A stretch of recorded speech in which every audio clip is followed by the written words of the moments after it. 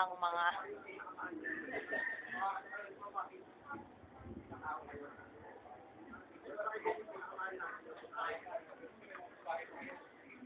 huling-huli sa akto.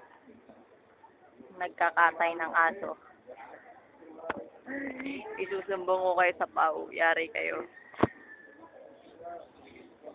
Oo, inuuli yan. Ayaw, kita-kita si Nunoy, oh. Okay nang inam ka,